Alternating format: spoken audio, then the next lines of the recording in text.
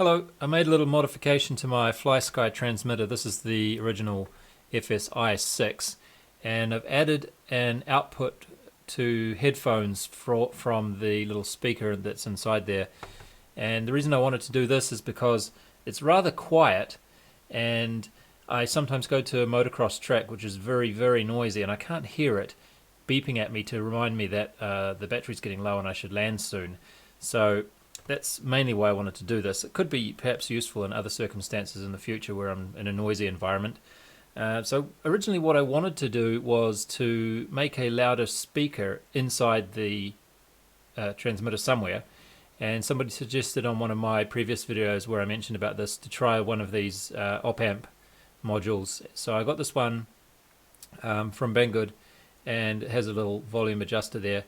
And for some reason, I don't know why I didn't think of this until this arrived, but in order for this to be useful, you kind of have to have a higher voltage than what is being provided from here. So it's, in order to give you amplification, you need to have more than the 5 volts that this is running off, or 5 to 6 volts roughly.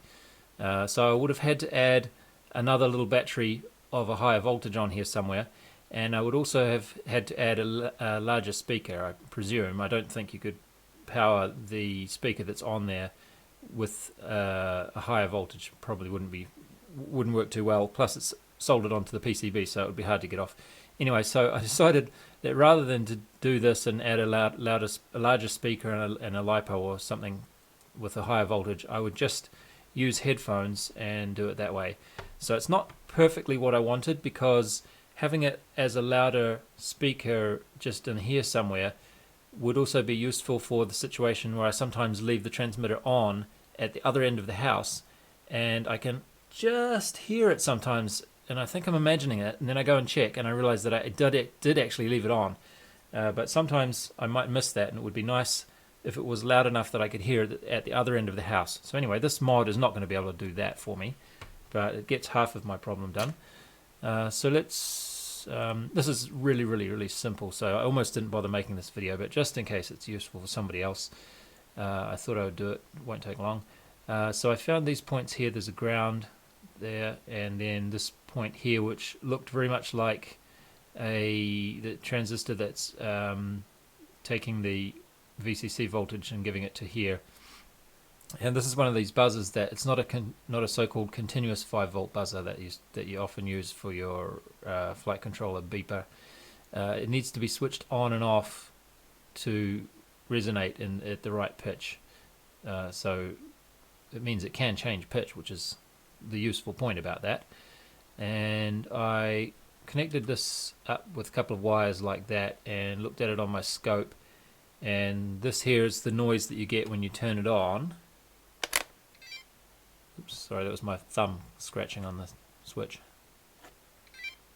So that's that noise, and you can see that the pitch goes from low to high, with the oscillations are closest together as a higher pitch. And then this one here is the noise that you get when it goes doo-doo-doo when you leave it on for too long. So that's just like low, high, low very quickly. Anyway, so that was enough to confirm that that was the right points to use. And then I just took a wire from each of those to a standard 3.5mm jack, is it, I think? Yeah, I think that's 3.5. And I also put a little variable resistor in here so that I could put some resistance in between and adjust it, because it was way too loud if you just play it through the headphones directly without having any resistance between them. It turned out to be, I had to turn all the way down, and it was still a tiny little bit too loud. And when I measured the resistance, it was 870 ohms between this point and that point. So if I was doing this with a fixed resistor, I'd probably use a 1 kilo ohm resistor. 1000 ohms would be about right.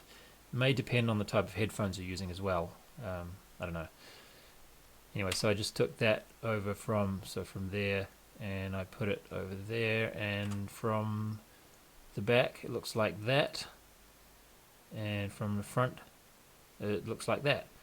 So this works quite nicely, and hopefully next time I go to the motocross track I won't have to look like a fool holding the transmitter up to my ear, or right in front of my face, I think was what I was doing. It's a little bit hard to remember, but I was trying to hold it really, really close to my head so I could hear when the buzzer was going off, and even then I could hardly hear it when the bikes were going past quite close to me. But hopefully this should solve that problem. So that's all I had to share for this video. Thanks for watching.